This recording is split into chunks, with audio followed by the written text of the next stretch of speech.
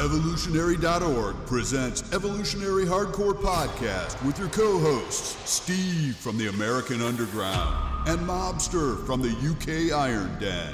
Get ready for the most hardcore and underground info in the industry. And here we go. 10, 9, 8, 7, 6.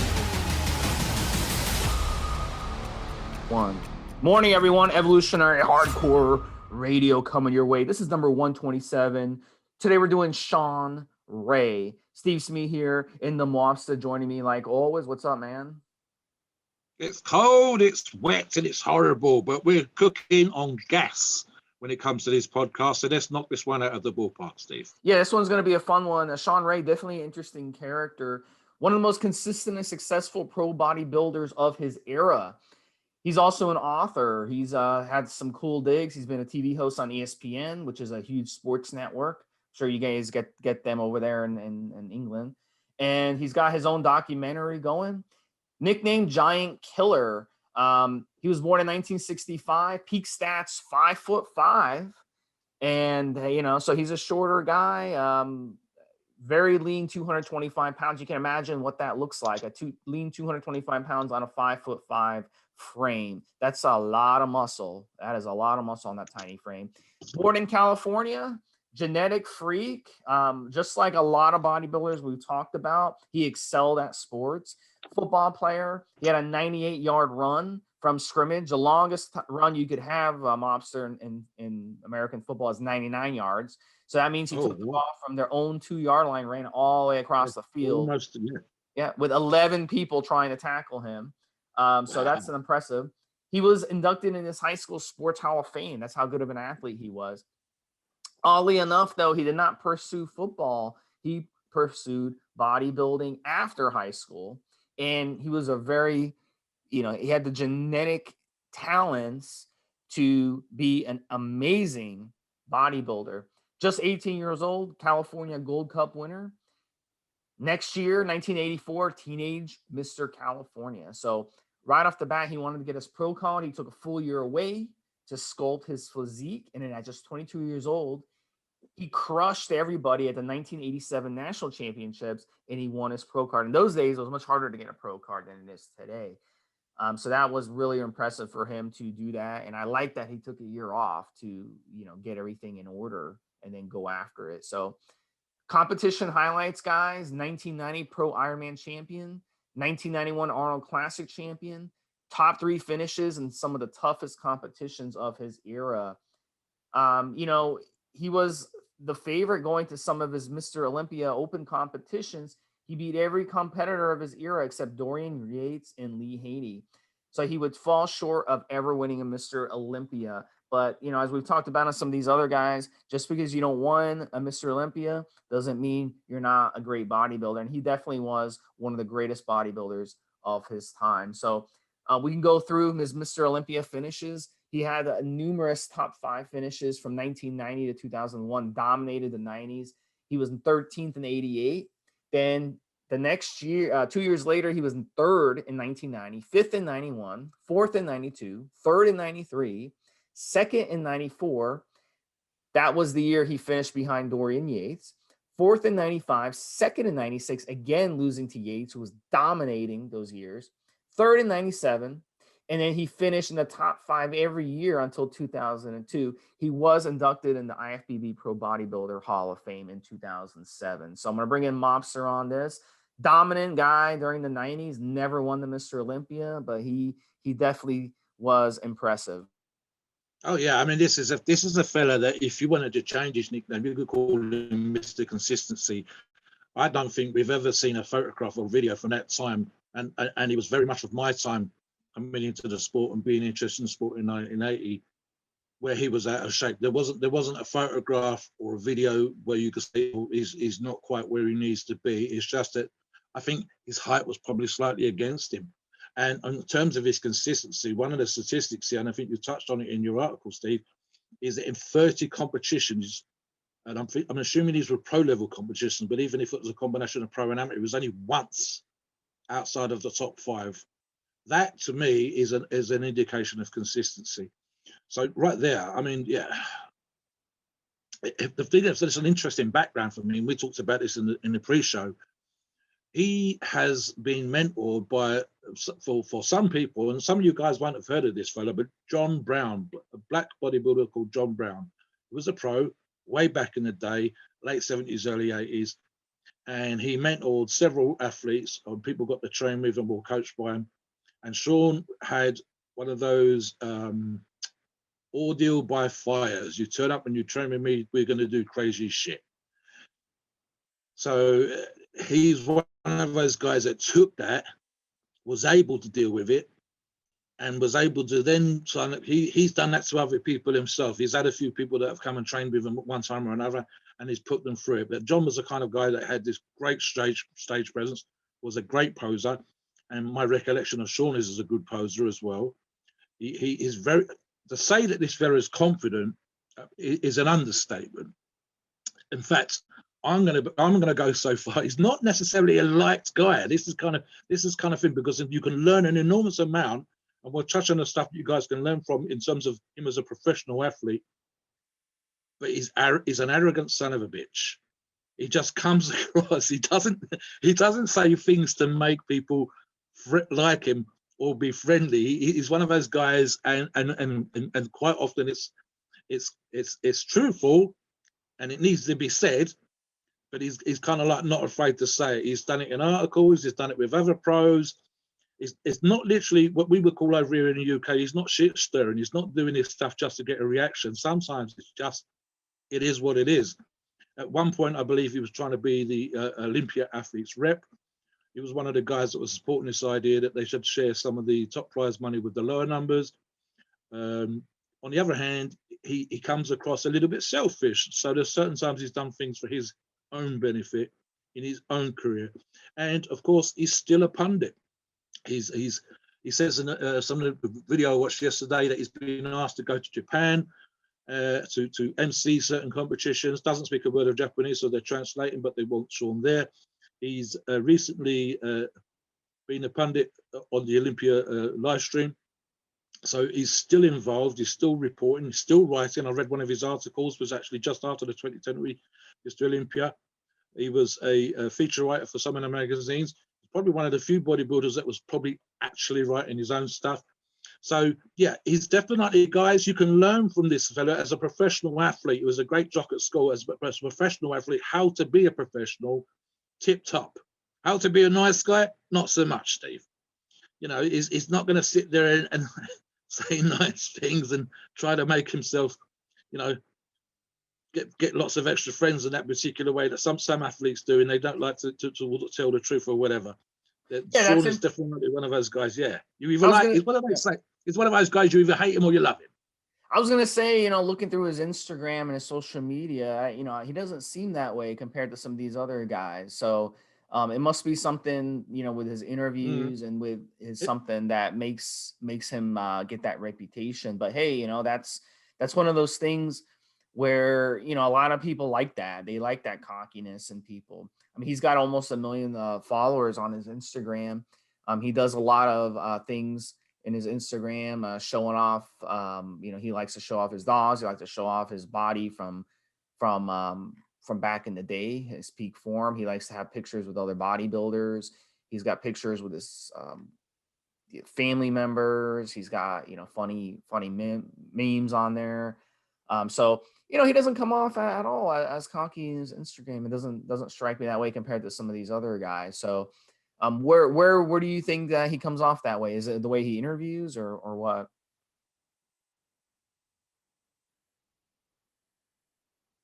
I mean, I just think of certain examples. This is the sort of guy that would. I'm trying to think of a good example that would really spell it out for you. So, silly little story from yesterday, and this is again pre-show research. He talks about how he's got daughters that are in show business now, and the best example, well, I think Dave Palumbo was trying to interview a particular athlete at one of the backstage at one of the Olympians a couple of years ago, and in it you can actually see Peter McGough shoving Dave back, where they pre-arranged to talk to this bodybuilder. They started talking to the bodybuilder, something interrupted them. And when they turned around, Shawn had started interviewing this guy. And it was like, we have got more permission. We're more powerful than you. And it came across in that particular way. And he was laughing, but there was kind of like elbowing and jostling going on. Peter McGough's got shoving and stuff like that. And as I said, if you go back with some of the Mr. Olympians that he competed in, when they started doing the press stuff where the athletes are at the conference and you're talking to the press and talking to some of the VIPs, coming across in a particular way and a certain way in that sort of regards. And again, one of the things I think is kind of funny, because you're going to talk about stuff where the guys will sit in front of the Mercedes and Lamborghinis and the Ferraris, which they was all doing in the 90s, and banging the drum about how much money they were making and whatever else. It wouldn't be like a sort of Tom Platt standing in front of the Corvette, which is a classic photograph. It would almost be, look at me, I'm a better athlete than you because I'm doing this kind of stuff. And it may well be that I'm seeing that stuff from that time, whereas you guys are coming probably more around the 2000s, 2010s. So I've seen him as he was, and perhaps not as he is. And maybe on Instagram, he comes across in a better way. I don't see him on Instagram. I'm just thinking of the videos and stuff that come back in the day. I think it's one of those things where you and I, when we're doing this podcast, we're trying to lift the guys up. We're trying to educate and we're trying to inform and we're trying to say this is how you can stay safe, you can stay healthy, you can train, and you can become a successful bodybuilder in your own right. And if you compete, we can help you compete, and so on and so forth. Shawn doesn't, for me, and the stuff that I've seen, he's not necessarily trying to lift the guys up. The one and only example I could think of where he did that, which I've already mentioned, is where he says about filtering down some of that top cash. And it may well be that he saw that as to his own benefit. Funny enough, as a good guy, he's done a charity golf tournament, and he talks about certain bodybuilders that were helping him with that and certain that were not. And at one point, they were able to hand over $55,000, I believe, to a children's charity. So there's bits and pieces. It's like when we talk about Flex Whelan, we could say that Flex had certain issues, mental issues of his own. Was never a very confident guy. We could talk about Dorian, and we could say that he's always a bit stony-faced. For me, the cocky thing sometimes bordered on arrogance. I have no issue with being a successful record-holding athlete myself in my own particular niche and saying, this is what I do, this is how good I am. But at the same time, you're not trying to be the big I am, you're not trying to come across too much with these kind of things. And I think sometimes Shawn did that. He was a little bit edgy over in that particular way. It may well be because of his background as a jock. I don't know about you, Steve, but when you're at school and you're successful at football, you're successful with athletics, you get all the girls.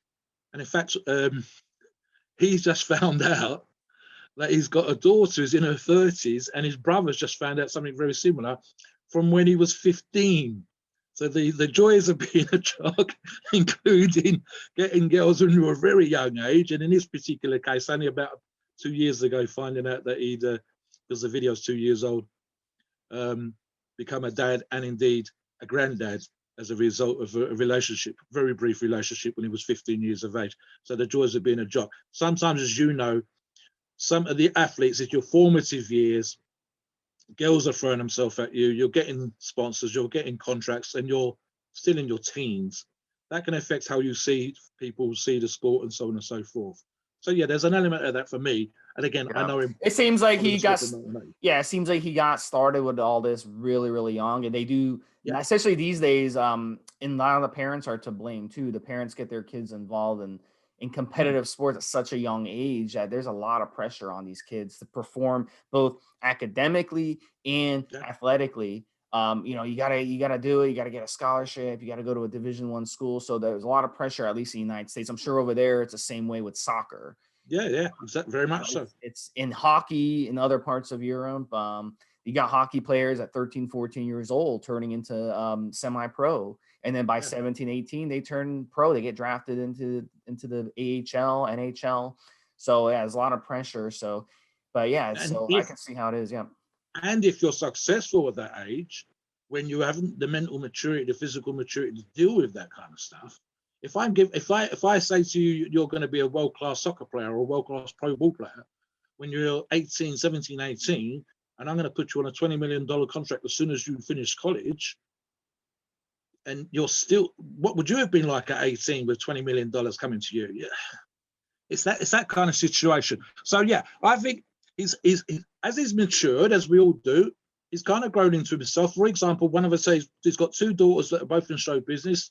One of them's accompanied some very, very famous singers. Another one's on TV in some kind of show, and the mother deals with it. And in fact, it was a revealing interview that he probably knows that the way that he is, he would have maybe not be handling it quite as well as the mother was, his wife. So in terms of looking after the girls and wanting them to succeed, etc., etc. Probably again because he appreciates, he's been a high-ranking Olympian competitor.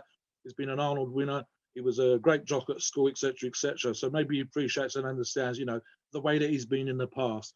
He certainly comes across better now, and that might just be a sign of maturity. Being a 55-year-old man, as he is when we talk about this at the minute, and all this kind of stuff. So and I feel the same. I think as a father and a grandfather, you grow up and have to do certain particular things. So what he could have got away with when he didn't know he had this older daughter before the two girls that he's got now were born, and how he could be, and how it was, it would have sold magazines versus how he is now as a father and a grandfather, and a guy that's just 1 year younger than myself. Your attitude's going to be different 20 years later. And I said I've known him following the sport since 1980, so we're talking about 40 years. So I'm probably getting those first 20 years when he's kicking ass, taking names and letting everybody know about it, versus the more mature older man that he is now, who's out there looking at the I'm sure his Instagram page 20 years ago would have, 40 years ago would have been different than today. So yeah, exactly. Yeah, exactly. So let's get into his diet a little bit. I'll talk about his diet. Mobster has a cool thing about his training. And then, of course, we're going to talk about his steroid use. We're going to talk about it for at least 20 minutes because that's what you guys really want to hear. But really quick he even has videos out there. He's got pictures on his social media, what he eats. I'll give you an example. I mean, I'm looking at one of his videos right now. He's showing off his meal. He's got a salad with peas, green vegetables, spinach, cucumbers, tomatoes, shredded carrots, and eggs. And then his, course meal, really cookie cutter, guys, vegetables, green vegetables, broccoli. It's a big hit with bodybuilders, a baked potato, and then a nice size, looks like to me, a T-bone steak, or it could be like a London broil that he's showing. So, and then some kale with it. So, guys, really, really simple diet. When you're, that you have those types of genetics that he has. I mean, think about it. When he was 15 years old, he was breaking high school records. I mean, as a freshman in high school, breaking records and clobbering seniors that are 3-4 years older than him. When you have that type of talent, really, you don't have to complicate things when it comes to diet. So, really, really simple diet. There's nothing amazing about his diet. There's another one I see. He's got a filleted fish. Looks like it was baked with some lemon on the side and some some dark greens. Again, not complicated at all, guys. I mean, if you guys eat like that every day, it's going to be a healthy diet. Combine that with your training, combine that with your steroid use, you'll get good results no matter how good or bad your genetics are. So I'll bring in Mobster here. Tell us about his training, and then we'll get into steroid talk. And as I said earlier on, Steve, it's got this mentor by John Brown. And John Brown was one of those guys that sometimes, and there's a couple of other faces in the sport that have done this thing, if you go to them and you decide you want to be trained by them, or they see some sort of potential, they kind of tested you. So they would put you through hell. And if you could get through this hellish work, if you could do this kind of crazy stuff they got you to do, then you were part of the gang. And so he was mentoring several athletes, including Shawn, around the same time and doing this crazy stuff. And indeed, Shawn talks about how he was having some back and forth when he was a competitive athlete with Chris Cormier, but since then they've become buddies, and there's an element of respect for the training. And one of the things he used to do is that he would have people occasionally train with him. And there's some videos from back in the day, probably the late 90s, full-length videos you can find online of him training. And he would have guys come along and train with him. And he took a certain pleasure out of their pain in terms of being able to bury them in the gym without being a monster in terms of the weights that are being lifted and whatever else. And in fact, in the research yesterday, he says there's guys out there that can outlift me on the deadlift. He says they could do 500, maybe 550, even 600 pounds. He says, but I will get as much out of 350 pounds with the sets, the reps, and the volume as they will out of 500 or 600 pounds. And this is very true. If you look at his physique, you can see that he's put the work in, and indeed the videos are quite educational. One of the things that would have come from John Brown was this idea of changing stuff up, doing things differently from time to time. Steve talks about the nutrition, and I talked about the training in a bunch of other podcasts. And the key thing that we talk about is this idea of consistently getting better, consistently getting stronger, consistently putting the food in order to progress. And this is definitely where Shawn is doing this 90% of the time, but every so often he'll throw in drop sets, he'll throw in force reps, he'll change the workout just for the sake of stimulating, just for the sake of having that making that change and making it occur and making something the body respond, even if it goes back to more consistent kind of training afterwards. So there's that. I think the other thing is, I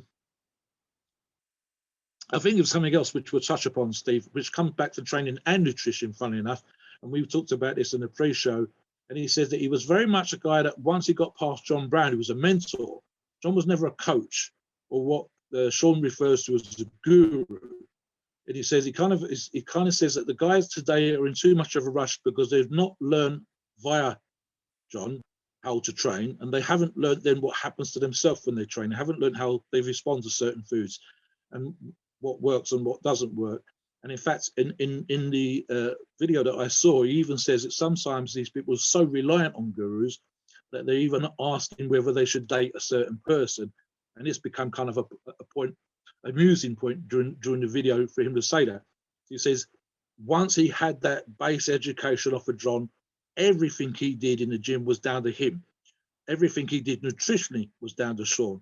It wasn't someone there counting the calories for him. It wasn't someone there writing out programs. Everything he did in the gym, in the kitchen, and indeed as a competitive athlete was Shawn. There was no manager, there was no guru, there was no trainer, there was no coach. You watch these videos and they're available online on YouTube, guys. You can see what he's doing. It's great form, great consistency, and it doesn't look easy. It's not huge 200-pound dumbbells, but it doesn't look easy.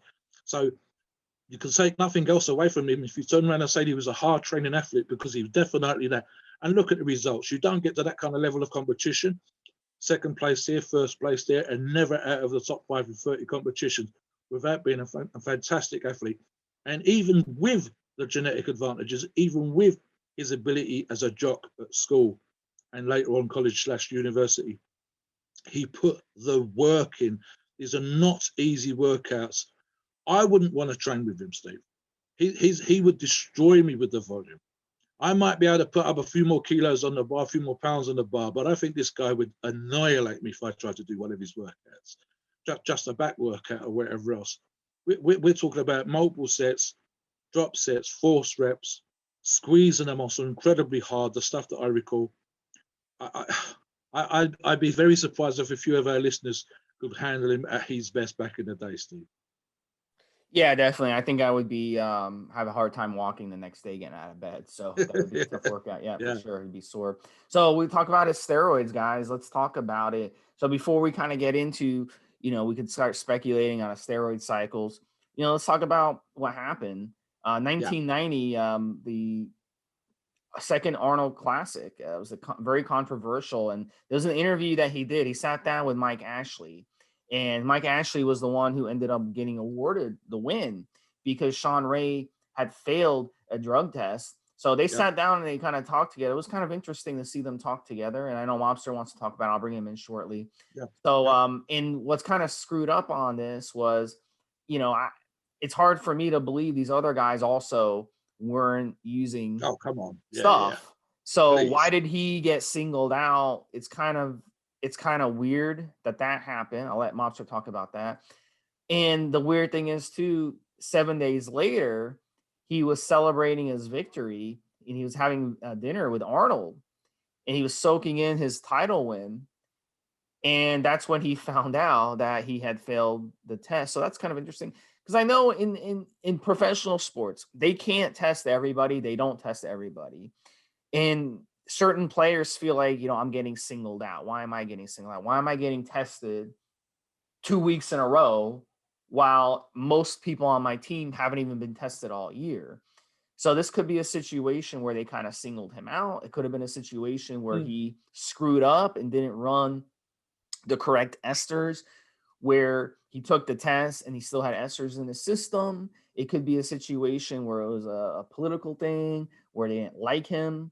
So, who knows what happened, but I'll bring him on to talk a little bit about that. And then we're going to kind of go over what we think he used. Right. So I think we're looking at a few things here. I think that more specifically it was a diuretic issue rather than a steroid issue, but certainly steroids, etc., would have been tested for, and everybody knew that they were going to be tested. There's a bunch of issues here. First and foremost, as I've addressed earlier on, perhaps he'd ruffled some feathers. So therefore you get into the political stuff. Was he a light guy as a competitive athlete? Probably not. Outside of the sport and as a pundit and doing the stuff on ESPN, yeah, fine. But on the stage, perhaps not. And so there's that particular issue.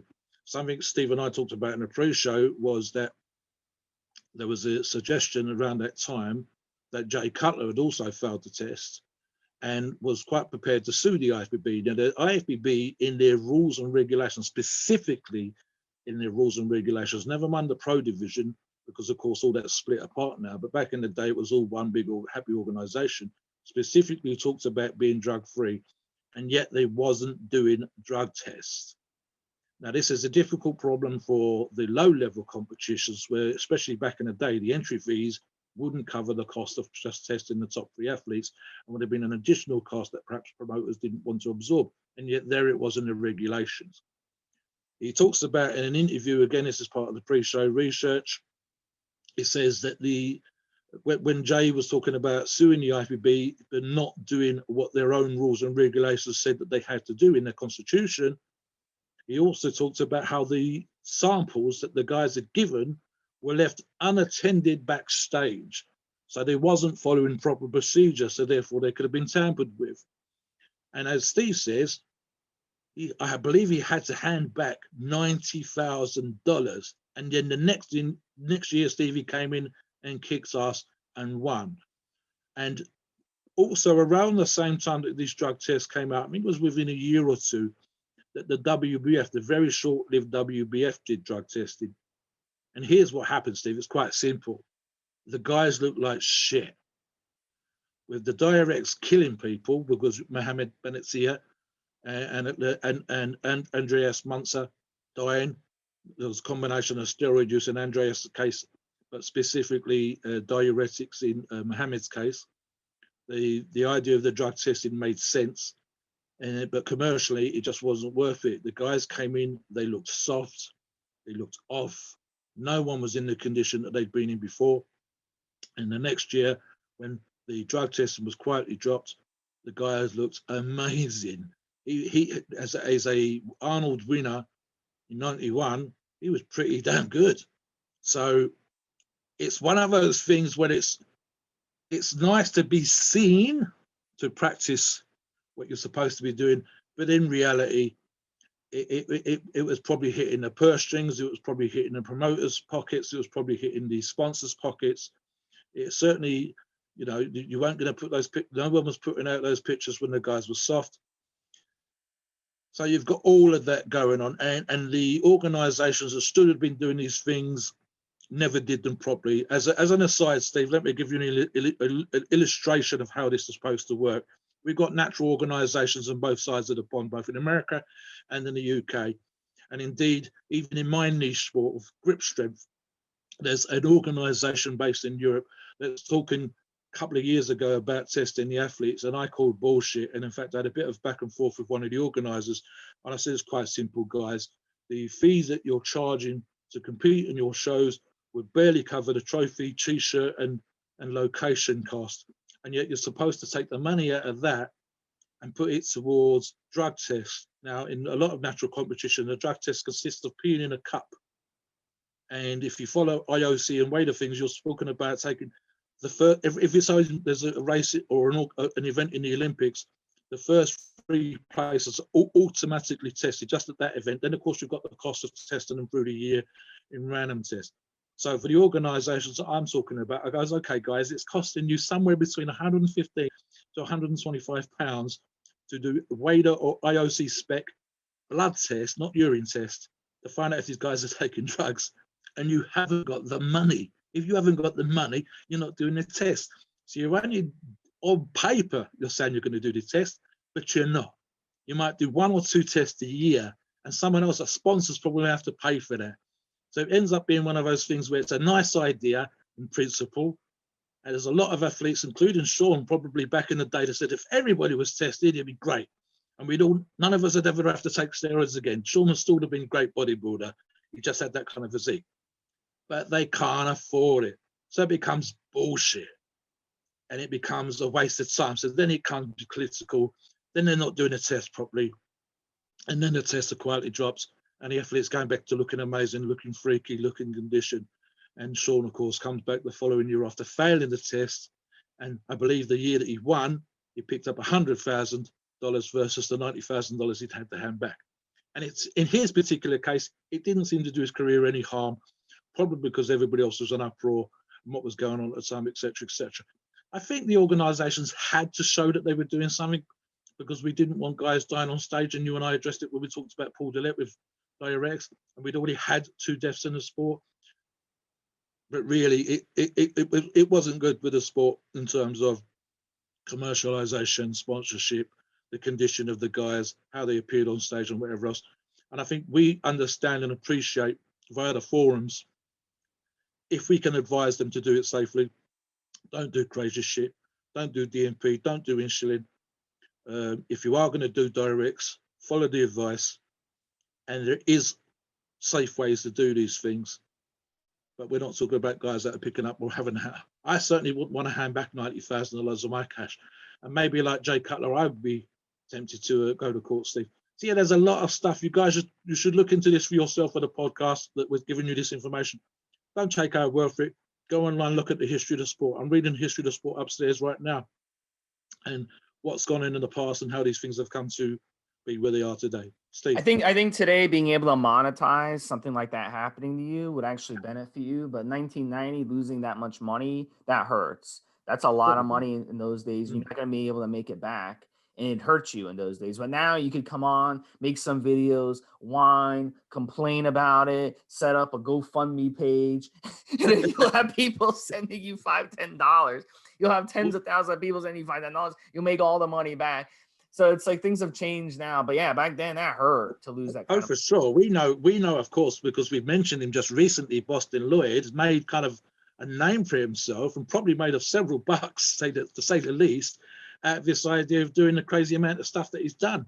Rich Piana, the followers that this guy had when he was alive, just on the steroid and the PED information that he was putting out, sometimes, as you and I know, because we know what he spoke about, sometimes accurate, sometimes not accurate. But a lot of his reputation was made on the idea of him giving out this kind of information. And indeed, here we are, supporting the forum, etc. And 90% of what we do on the forum is telling guys how to do this kind of stuff. So, let's not knock it. But what is this thing? It's this idea that there was this, I said that back then, and even now, people still discuss this, but back then, there was this idea that somehow they were fixing something. And in fact, that never happened. And again, for all the things that we could talk about with Rich and with Boston and whatever else, we haven't heard of anybody saying, oh my God, Boston's gone too far, let's change the sport. Rich Piana went too far, let's change the sport. So, and the joke of it is, Steve, as you well know, when we talk about bodybuilders taking steroids, it's not like they're the only athletes using drugs. It's absolutely farcical. Just imagine that. How are these sports where $200 to $300 million are on the line, or in the UK, hundreds of millions of pounds are on the line, tell me that the guys aren't using drugs to get through things, that they're not using drugs just to recover from injuries.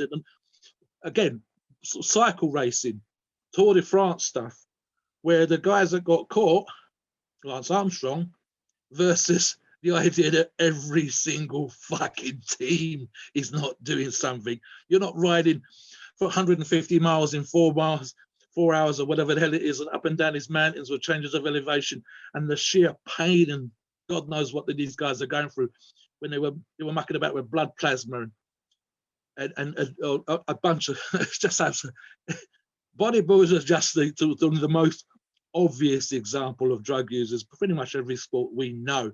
Hell, when you've got dart players or snooker players taking beta blockers, you're talking about the easiest, calm, less aggressive sports you can imagine. and they're still taking drugs to be successful. You've got kids taking drugs just to get through the exams at school. So it ends up being a kind of silly conversation.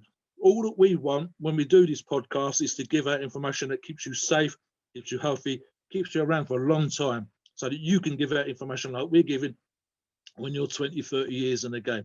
So that's how this got it. This idea that bodybuilders are the only ones doing stupid shit is just ridiculous. Steve. Yeah, it's funny in professional sports, at least in the United States, you don't hear anymore. You don't hear about the big time athletes getting busted for steroid use. You always hear about some third string, fourth string guy. So it's like they want to make an example, but they don't want to Russell. They don't want to bust Patrick Mahomes or Tom Brady for using steroids or using HGH. No, they would never do that. They're the ones that make all the money. They're the ones the NFL needs them. But you'll see some third, fourth string guy who's barely plays. Those are the ones that they'll make an example of. So I think that's fascinating. And Mobster, really quick, and we have to get into. I'm just going to say one more thing. So if I was a Tom Brady or an athlete of that level, and if I was one of the highest players athletes in my sport, I would be sensible. First off, you've got to remember, guys, genetic advantage, training, etc., etc. Let's never take anything away from these guys putting in the hours, the years, the months, everything of graft. That happens from day one, from when they're kids to becoming the top athletes that they are. However, if you're paying me $100 million a year, I'm telling you that I would employ someone to make sure I keep myself on the right side of the rules and regulations, whether that's with masking agents, whether that's with short-acting esters, doing all the things that need to be done, whether it's just growth hormone for tissue repair. I would have someone on my team. We talked about this when we talked about MMA in previous podcasts, Steve. I would have someone on my team to cook. I would have someone on my team to train me, and I would have someone on my team who needs to be as close to an expert as it's possible to be in this particular regards. Ultimately, it's me, my responsibility, but I would have someone saying, right, this is what we can do. You can put this in, you can take this out, and so on. Not a guru, but someone to make sure that I stay on the right side of the rules and regulations, to play the game, so to speak. And as you said quite properly, when you get to that particular point where this guy's going to be at the Super Bowl or whatever the highest place they can be in their sport, sometimes one has to think there's a certain commercial aspect to it. So if he's a mediocre player, oh no, he got caught. But if it's a top player on a top team, and we're talking about the Super Bowl of whatever sport you happen to be in, what a surprise. We're not hearing about guys filing drug tests the day before that particular game, are we? So yeah, look at it with a jaundiced point of view, guys. Think how it about being said and what's being done. Back to you, Steve. So we have less than 10 minutes left, guys. So we talked a little bit about steroids, masking agents, how he got busted, but let's talk about specifics. Let's talk about specifically what we think he ran. And I'll bring in Mobster to finish up the show the last couple of minutes with his final thoughts. So we think around, the 90s, we think that they were going with the HGH. We're going to guess maybe 8 IUs a day with the HGH. Of course, it would go higher in certain periods and it would drop down in certain periods. Trenbolone. We think in the 90s, Trenbolone was really, really a big scene. We think late 80s, early 90s, you had Parabolin around the Trenbolone guys. That was the weapon. That's what made these bodybuilders in the 90s go from being more smaller to being huge. The HGH and the Trenbolone, those two together. We think he probably ran, like, say, 750 milligrams a week. That's a big dose. That's twice the doses as I've ever ran a week. And that did a lot for me. So I can't imagine running twice that dose. But that's not all. We also think around this time, too, they were running lots of testosterone. They did not run testosterone in the 70s and in early and mid 80s. They did not. There's no AIs. There's no way to block that estrogen from aromatizing. But in the 90s, they started getting, they started using Nolvadex on cycle. AI started coming around toward the mid to late 90s. And so we think he probably ran a gram of testosterone and he was able to get away with it without getting water retention problems. And of course, he probably cut it off once he got closer to his competitions or when he needed to cut down. Primobolan. Primobolan was is kind of a bridge steroid in the 90s. In the 70s and 80s, they loved Primobolan. Absolutely loved it, especially in the 70s, in the early 80s. Then as we get into the 90s, these guys, they were following old school protocols. So we think they still were messing around with Primobolan at a gram a week. Now they're like, Prima Bowling, we don't really need it. Let's run more Tren instead. Let's run EQ instead. So things have changed a little bit when it comes to Prima Bowling. But I think in the 90s, I figured, especially in the early part of the decade, he was probably running more Prima Bowling. Then toward the end, maybe he was running a little more Tremble, and he kind of switched it up a little bit. And then Anavar and Winstrol, those are cutting orals. We think the Anavar, he ran close to 100 milligrams a day. Same thing with the Winstrol, probably 3/4 of 100 milligrams a day, 75 milligrams total a day to cut him down, to dry him out.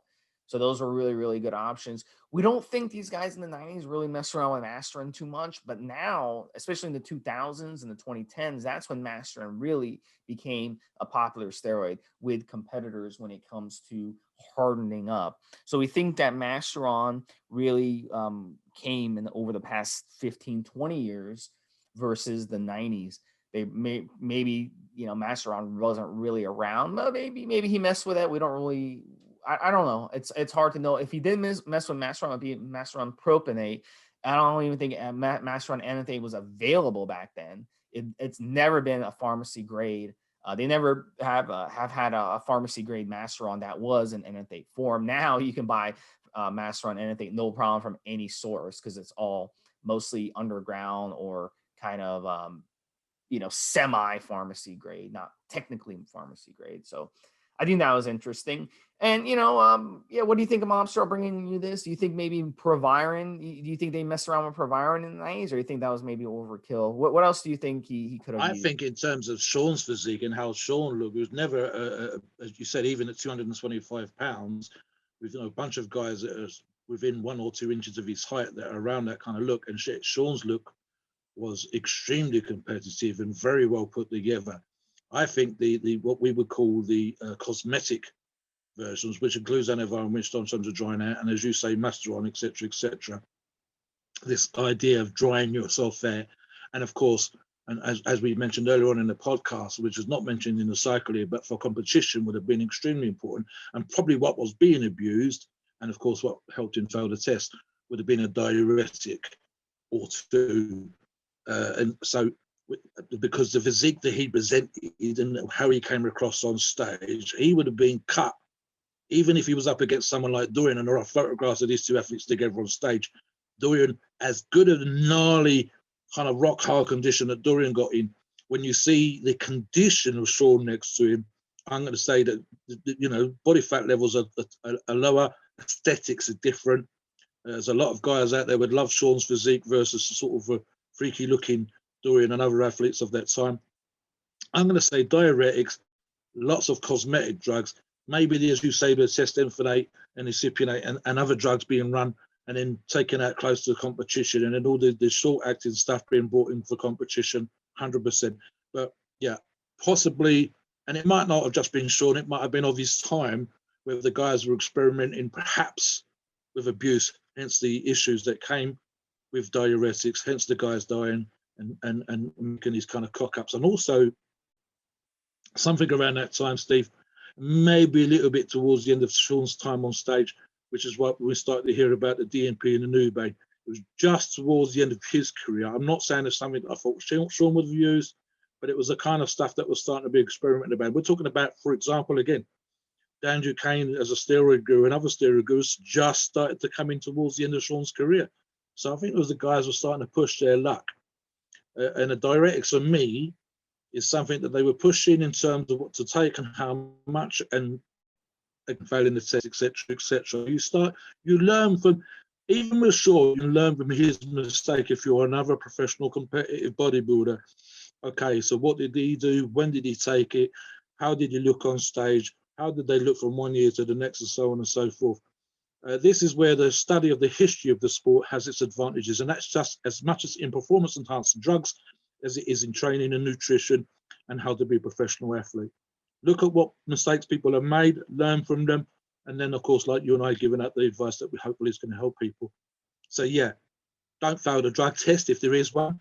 Don't do stupid drugs if you're going to have a drug test, and don't overdo diuretics, etc. I think in his particular case, there's probably more to it than meets the eye. And in terms of his physique, I don't necessarily like him as a person, but on stage, cut, in shape, great posing, a very professional athlete in his attitude, few mistakes here and there. So maybe the trend. You said before, maybe the trend made him arrogant for me back in the 80s and 90s. Maybe as what is it you've called it before, Steve? The relationship destroyer. It's this, can you what do we know that some guys talk about online when they're on trend and how they come across? Maybe when I saw him doing his stuff, maybe he was on trend. Maybe that's what made him a bit, in my opinion, an arsehole. Yeah, maybe. I've never used it. Can you imagine me on trend, Steve? Come on. Man, man. I think on trend, I think you would love it. What would I be like? What would I be like on the forum, Steve? What would I be like when I'm typing replies on trend? Listen up, motherfuckers. You can probably go back on my post on the forum and tell, yeah, Steve was on trend. This was the 8 weeks he was on trend right here. And then these were the 8 weeks he wasn't. 3-word answers, one of them including the word, beginning with the letter F. Exactly, yeah. Can you imagine? So yeah, there's another thing for you guys, yeah. All right, guys. Well, we're at our time limit, guys. So, guys, listen, we do these podcasts. We do a lot of talking about these steroid use. But we'd like to hear your opinion. What do you guys think he used? What do you think the guys in the 90s used during this time? Come on the forums and let us know, guys. It's all fun, so it's all speculation. Let's have some feedback. Do you think he was a nice guy? Did he come across bad to you? Or was he just a great athlete? And sometimes being a great athlete, your ego gets away. Let us know. Give us some thoughts in your comments, guys. Thank you. For Stevesmi and Da Mobster, this has been another hardcore episode. Shawn Ray. We'll talk to you guys next week, guys. We're going to have another person, and we're not going to tell you who it is. It's going to be a secret, so you're going to have to wait to find out. Take care, guys. Shut up.